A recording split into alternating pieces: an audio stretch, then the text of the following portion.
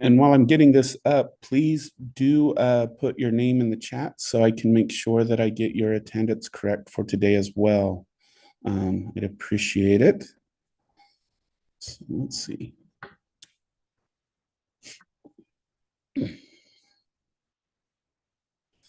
So where I believe we left off last Thursday is we were finishing up talking about Freudian theory, and we ended our conversation with defense mechanisms. And the major things that I want to us to be aware of as far as this conversation is concerned is that there are times when behaviors, addictive behaviors, trauma behaviors, do manifest themselves from unconscious areas of our brain or our mind. And sometimes we do foolish things, or we run with addiction without the conscious awareness that we're doing those things. And that's one aspect of Freudian theory that was brought out. And that really the process of helping is to help people understand those aspects of themselves that they don't really understand or can't connect with. And then we ended with talking about defense mechanisms. And what I encourage you to do is to start to recognize when people you're helping start to use these defense mechanisms, because that kind of gives you a hint that something in the treatment process needs to change, or direction needs to change, because they're starting to kind of close up on you. So that's the main idea behind our conversation with defense mechanisms. Our next theory is what's called humanistic theory, or it's also called person-centered approach. And I will say that while humanistic treatment in and of itself has largely been abandoned, no, there's still some people out there that do it for a good reason too. But what I am going to want to emphasize with humanistic approach is almost every therapist uses a humanistic approach in the beginning of treatment to develop that client counselor relationship. Okay, it's a very good method to gain trust and trust between each other in this process.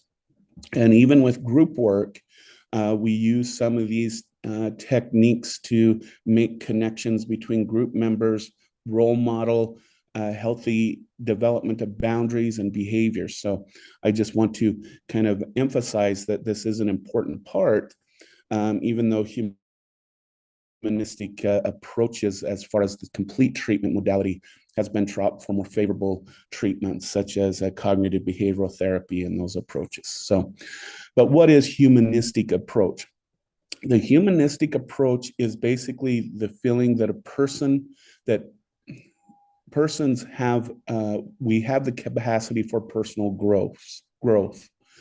When we talk about and freedom to choose one's destiny or destination, and we focus mainly on the positive human qualities, not necessarily deficits of human behavior. Okay. But one of the more important aspects of humanistic theory is humanistic approach feels each individual already has the capacity for to change. That really we all have the blueprint, as you would say, to heal ourselves, and it's the job of the therapist to provide a condition in which a person can discover that or come to that conclusion. If you kind of think about it, you know, in sitcoms and shows like that, and someone's in the treatment room and the client is sitting there talking, but the therapist just keeps saying, "Oh, tell me more about that. Oh, how did that make you feel? How did that make you feel?" And then when the client says, "So what is your interpretation?" they relay back, "Well, what do you think? What is your interpretation of that?" So they never really kind of give an answer. What they're trying to do is to facilitate the person to discover the answer on their own. So if you've ever wondered that in the therapies on TV, that's kind of this humanistic idea. Okay. Now, as I mentioned, in the humanistic approach, we use this approach to develop that client relationship. And I just want to just pause and focus on this for just a second, because the majority of people who go to treatment tend to only go to the first or second session and then stop going. And for years, this has been studied because it's assumed maybe they just didn't like the therapist, or maybe they just didn't like the process or something like that. So we've gone and done interviews with people who stopped coming to treatment. And we actually found out, for the mass majority of people who stop coming to treatment after one or two sessions, it's not because they didn't like the therapy, it's that their symptoms went away. And been curious about this, and what they tended to say is that it was the first time in their life where someone listened to them without judgment, that sat in a room and this person said, you can tell me anything you want. I'm not here to judge. I'm here to listen. And well, except for in the case of, state sanctioned breaks to confidentiality. And it's the very first time where they were actually truly able to express themselves and get out all of their feelings. And they said, just by doing that a couple times, my symptoms went away. So, and this is the power of the relationship that a person can create with another person using this kind of humanistic approach. But I do want to talk a little bit, because this probably looks very familiar. Humanistic approach was developed by Abraham Maslow and, oh my goodness, and Carl Rogers. And this probably looks very familiar if you've done anything with HR or in the helping fields or whatnot. This is that pyramid of needs, okay? And what Maslow argued is that everybody wants to achieve full potential or full potentiality. But we have all of these other needs that need to be cared for first before we can actually get to a point where we can really focus on becoming what he called an actualized person or a complete person. Okay. And the needs, of course, at the base, we have our physiological needs, such as food, water, warmth, rest. And then and I'll just review these quickly. Then we have our safety needs, need to feel secure and safe. And then we have to have good relationships and feelings of belonging. And then we need to have our esteem needs taken care of, or feel good about ourselves so that we can feel accomplished in some way. And according to Maslow, once these are all in line, then we can then become an actualized person. But as you could probably guess, having these all in line is a very hard thing to do. You could get a job, right? You could get a house in a nice neighborhood, get married, but what if you lose your job? What if you get divorced? What if your house is broken into? And all of these different things can be in constant change or flux. And so the goal is to bring all of these into alignment so that we can become a healthy person or become an actualized person. Now, the important aspect of this is also the things we look at when we do an assessment on someone, right? So we bring them into the office and we ask them, do you have food, water, housing?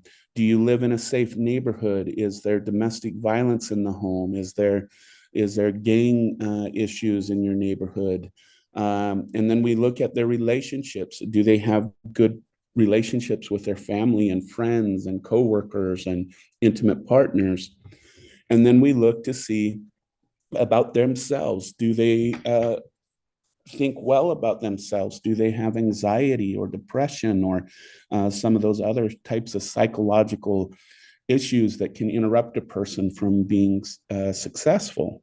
So if you think about it, these are the things that we assess as we start to develop a treatment plan. Now, this is another thing I want you to put in your little toolbox. So we have the defense mechanisms with Freudian psychology. With humanistic psychology, we have these pyramids of needs, right? And so again, if a group starts and your group is having issues with housing, if your group, maybe someone broke up with their spouse or something like this, these are all things that you need to address through the group process so that you can get your clients to the treatment area, to get them into that, be able to become that self-actualized or that healed person.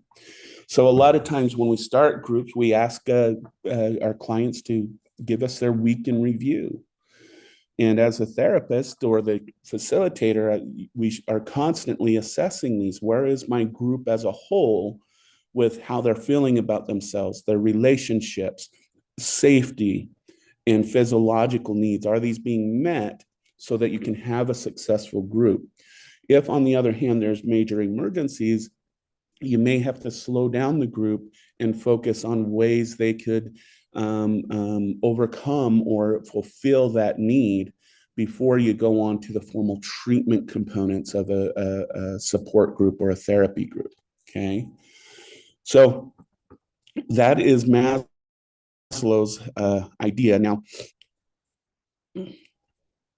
Maslow kind of said that self-actualization is becoming a complete person, and I kind of prefer Carl Rogers' definition of actualized because it kind of brings some definition to what that is.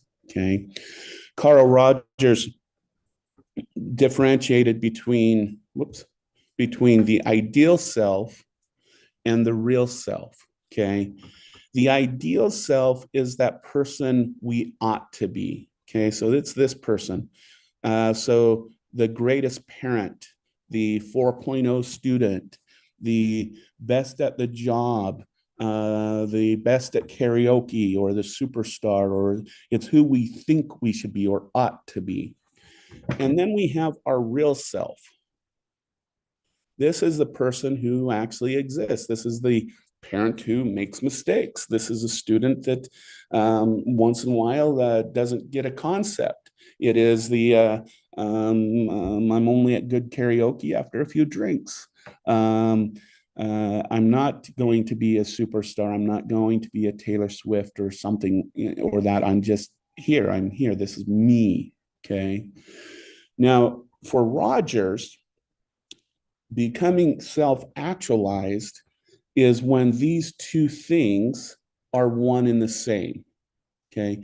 Now, that doesn't mean that you become your ideal self. This doesn't mean you become the rocker.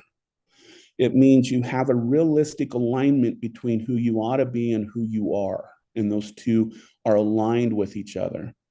And to get that, that means that we have to completely accept who we are. We got to accept our good qualities, and we have to accept all our bad qualities and everything in between.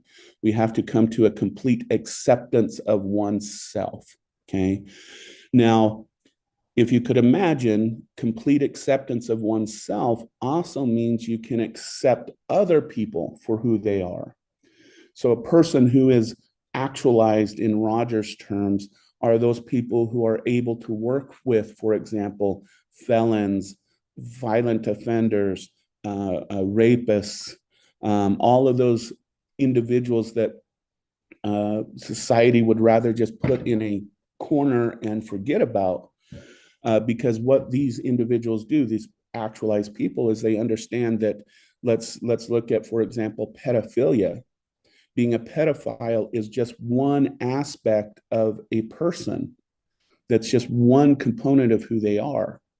but they also see the person as a complete human being as well. Okay. Yes, is that behavior bad and does it need to be changed? Of course it does, but it doesn't define the person completely. Okay. So it's not a justification for that person's quality, but it's an acceptance that that's not the complete person. Okay. Now, again, this is another thing I want you to put in your toolbox is we have found that the larger the distance between one's ideal self and one's real self, the more dysfunction we tend to see. The further apart these are, usually the person has more severe depression symptoms, usually has more severe anxiety, tends to make mistakes with their addiction more often. Okay. And one of our goals in treatment is to kind of bring these two cells closer together. Okay. And so this is your toolbox. This is tool number, I think, 3. When people are describing themselves saying, oh, I'll never be a great parent. I'll never be this. I'll never be that. Or and you recognize that there's a huge gap between how they're feeling about themselves and who they think they should be. This is a good indicator that you need to work with this individual to bring a more realistic view of who they are. Okay. And you'll see this quite a bit with people with depression. They tend to focus on the things that they're not or ought to be. And that thinking circle, kind of thinking loop, tends to drive a lot of the depressive symptoms. Okay. And we'll see when we get to the section on cognition, one of the goals of cognitive therapy is to kind of break that thinking cycle about one's self-worthlessness. Okay. So, so one of the goals to becoming what's called a master's therapist in Rogerian terms is that as therapists, we should work towards our real self and our ideal self being one and the same. Okay. Because this allows us to do something we call unconditional positive regard. Okay. It's the accepting of values and being positive towards another person's behaviors and emotions. And we can only authentically provide this if we ourselves accept who we are and accept us. Okay. And this then lends to this term that we'll hear constantly through this course, the person-centered theory or person-centered approach, that it's really about the individual, not your expertise that matters. It's about that person that's sitting in front of you and how they view themselves. Okay. And so, as you can probably see, this is why we usually start with a humanistic approach whenever we enter a treatment situation, while we're doing the assessment, while we're doing the development of a treatment plan. We're using this humanistic approach to make that human connection, to make that person feel like they're listened to and that they're valued. Okay. I'm not really going to go over these basic assumptions. The formative tendencies and the actualizing tendencies is the actualizing tendency is moving towards completion, where formative tendency is this idea that we evolve from simple to complex. Okay. If we want to think of this in the treatment kind of thing is, we look at addiction as an example. It may start as a drink every day, and then a couple times a day, and then whatnot. So it's a simple starting point, but then the addiction becomes more and more complex as it kind of takes over the person's mind and their drive and their need for ingestion of that intoxicant. Okay. So That's the idea towards a formative tendency. But then we also have this actualizing tendency that even when we have addiction, we still want something different. We know we need to make a change. Okay. And it's when people are at their actualizing tendency that they're ready for treatment. So this is when the addict understands they have a problem, an addiction.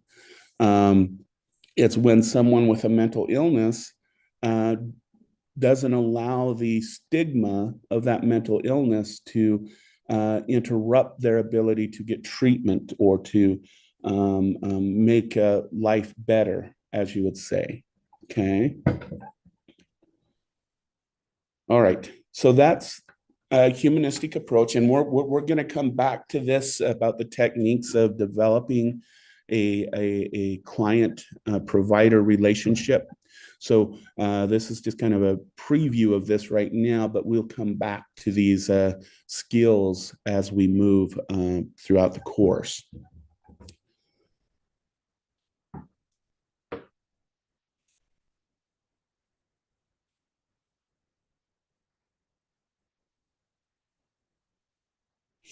Okay. So I want to talk about really quick, and again, because we'll come back to these when we're looking at um,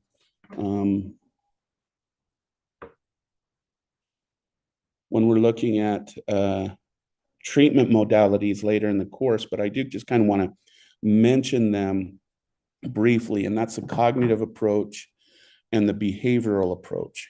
Okay. And as already has been mentioned, these are going to be combined to do what's called the cognitive behavioral therapy approach. Okay. But what the behavioral approach is that we our intervention for someone is based on a stimuli in the environment, which we're calling a trigger event, results in a behavior. And then if that behavior is rewarded, that will increase the chances of that behavior occurring in the future. If it's punished, then that decreases the potential of that event occurring in the future. Now, I want to slow down right here and talk about reward and punishment, because reward is not always positive and punishment is not always negative. Okay. Our brains are what we call amoral. And I'm going to talk about addiction here for just a minute. We know drinking large amounts of alcohol is bad for us. We know that, and continuing and constantly drinking high levels of alcohol is bad for us. We can feel it in our skin. We can feel it in our stomachs. We can feel it everywhere, that this is not a good thing. Okay. But the area of the brain that alcohol works on is a reward system. It's releasing different chemicals that is rewarding the brain. Okay, if you look at, for example, cocaine or methamphetamines, they work on the dopamine system. Dopamine is the reward neurotransmitter. It's every time we have a success, dopamine is released. Every time we have something happy happen to us, dopamine is released. Well, when you're putting an artificial substance that artificially elevates that dopamine levels, then you're going to get that reward system to the brain. So even though you know it's bad for you, the brain doesn't care. It's loving it. Okay. And so I just want to keep these things in mind, because a lot of times when we use things called moral theory or moral therapy, we have to remember that there is no morality when it comes to brain systems. And the brain can drive our behaviors if it's being rewarded. even though it's not a rewarding experience. Okay. And so in behavioral therapy, again, we look for a trigger, we look for a behavior, and then we try to mitigate this reward punishment system. Okay. This is why some of the drugs that help people get off of a drug kind of work on these systems by also artificially elevating dopamine levels or blocking certain areas of the brain from being rewarded for ingestion of that. Okay. So in basic behavioral approach, what we do is we have the person, most basic example, you have them carry around a journal with them, a little notepad, or maybe you set it up on their phone. And every time they get a craving to use, for example, such as drug use, you have them write down where they're at, what their thoughts are, what time of day it is, and those things. And you have them do this repeatedly until you start to see patterns or themes of when a person triggers. Okay. For example, commonly, I worked with a young person who triggered every time she thought about her parents or got a call from their parents or saw something on Facebook about her parents. And it was that triggering event because of trauma from childhood and whatnot that then drove her behavior to use alcohol. And then, of course, did that make the person feel better? Forget, sure did. And so that increased the chances that anytime she had her parents come to mind, she would trigger, and that would start the use cycle.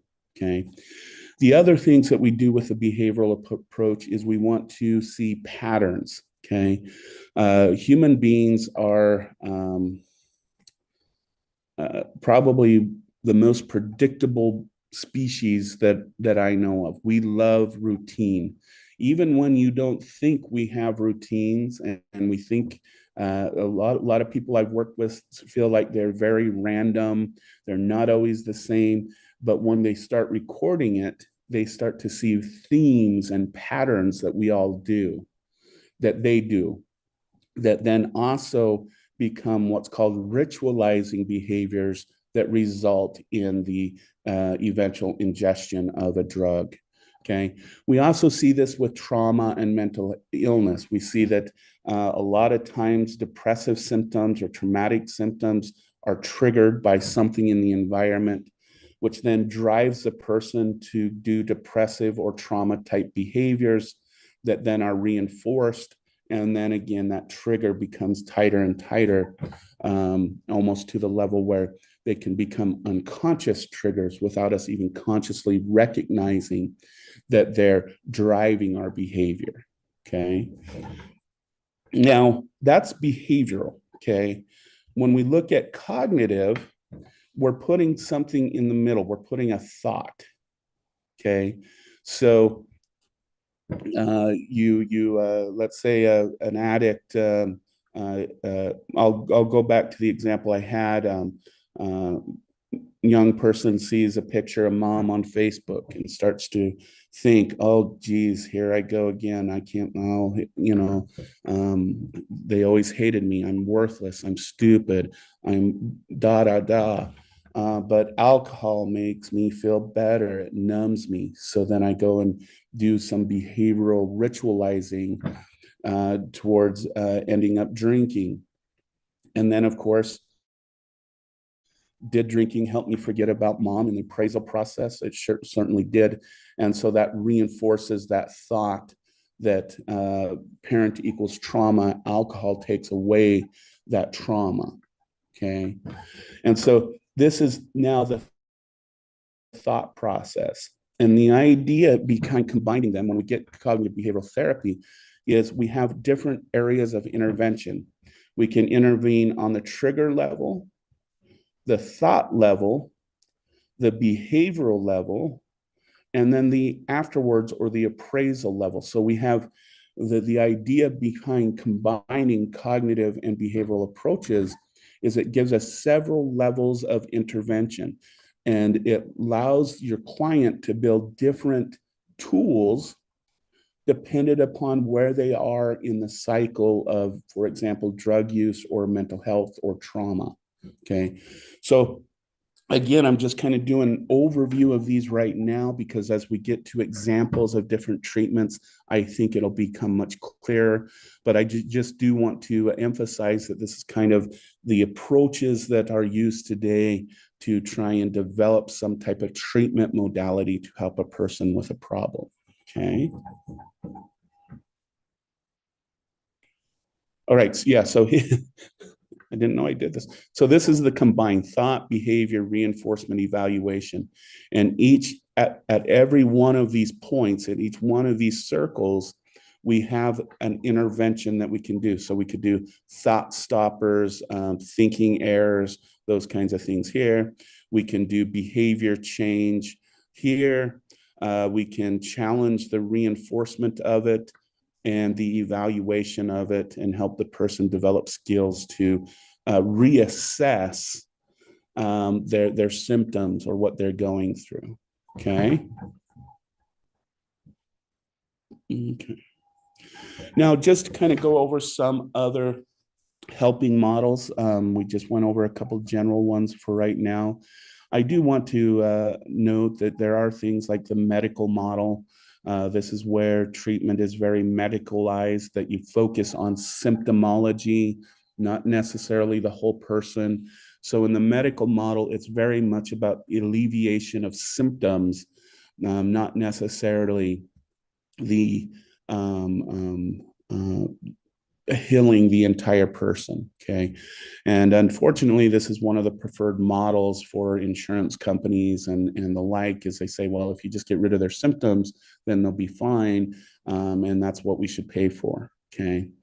Other helping modalities include things like religion, faith, and spirituality. Indeed, if you're a pastor, you can actually bill insurance without being a licensed counselor, because the separation of state and church states that there's a place for religion within healing. Okay.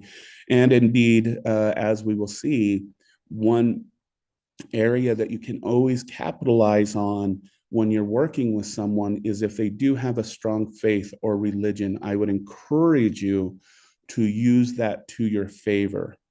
Even if you're not religious or anything else, I will tell you, if you can make an inway with a person's faith or religion, it really does help them heal in a lot of ways. And we'll kind of, I'll give some examples of this as we move along.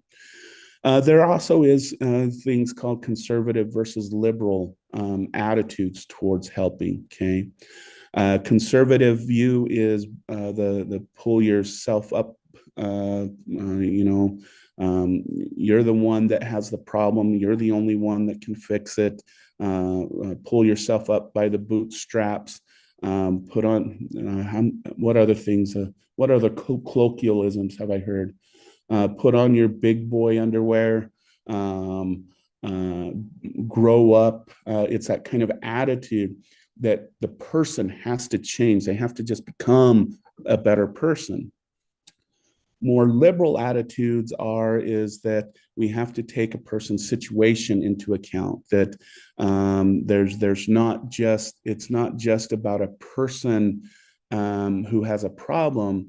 There is situational factors, there's relationship issues, there's family issues, there's social economic issues that often drive some of the dysfunctions we see with individuals. So we need to look just beyond the individual in order to truly help that individual. And that's more of a liberal ideal. And as you could guess, here in the United States, our society tends to struggle with this notion of pulling yourself up by your bootstraps versus looking at some of the systematic factors that tend to influence people's choices and abilities and facilitate either negative or positive change. And we really struggle with these attitudes from a Western perspective. What this means for you, again, as the helper, is if you're working with individuals that are extremely conservative, you have to work within that sphere. If you're working with individuals who are very liberal and you're more conservative, you have to be willing to enter that liberal space to be an effective helper. Okay. And so, again, it's all about our self-assessments, as we'll get to here in a little while, that we really have to facilitate, okay, and setting our own biases aside, okay. All right, I'm actually going to end with this today because I want everyone to start practicing it, okay. This is going to be just a general model of helping. What I would like you to do or start practicing to do is think about the 3 steps of helping: exploration, insight, action. And yes, it is a Venn diagram because these tend to overlap and you might have to go from one to another and back and forth. Okay.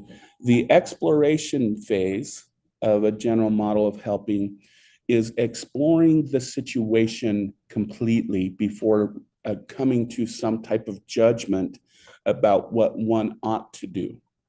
Okay. We're going to, on Thursday, we're going to start looking at listening and attending skills. Okay. The majority of people listen to respond. Okay. Most people know what they're going to say before someone even finishes their stories. Okay. And what we need to start practicing to be effective helpers is to resist that impulse. Okay. In the exploration phase, we are purely there just to listen and attend and come to a complete understanding of a person's situation or problem. Okay. And then we start to look at into insight. Now that we know, we see, we've heard the problem, let's start talking about maybe things that drive that problem. And this is where you start to, now that you have an actual understanding, you then start to the problem solving process. So what do you think we should do? Do we have the complete story? Is there other things we need to bring into the picture to understand it? And we get insight, okay? Once we have that aha moment, so the end of the insight phase is when our light bulbs go off, not just yours, but the person you're helping. And they're going, oh, I'm starting to see these patterns of what's driving my problem. And then that's when we get into the action phase. This is, if we put it in our treatment, our treatment process, this is when we implement some type of treatment. Okay. In this one, we're building a relationship and we're understanding the story. In this one, we're coming up with our hypothesis, as you might want to use, of what's driving the behavior. And then in the action phase is when we're going to start developing methods of change. Okay, so what I'd like you to try over the next couple of weeks is when someone comes to you with a problem, try this just listening to attend. Just be there and present and make sure you understand the story. And then and only then do you then go into the insight phase where you start to help the person develop what drives their misfortunes. Okay. And then enter the action phase. Okay. So I'm going to actually stop our recording right here. I'm going to ask for questions. So let me come out of here.